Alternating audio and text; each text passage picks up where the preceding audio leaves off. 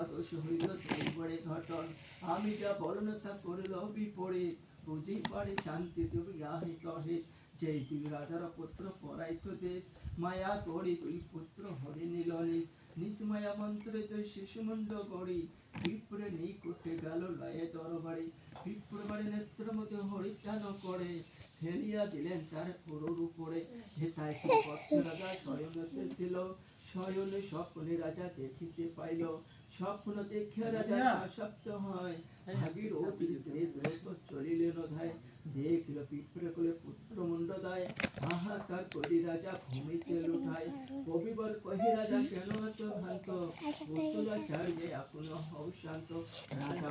সমানে পাই বহে তু নয়নে, কান্দিয়াতে করে হাহাকার, বলরে তারুণ দিদি এ কি হলো দিদি, প্রাণনিধি করিল সংহার, সিদ্ধবাস্ত জনে দেখি সাদরে তাহারি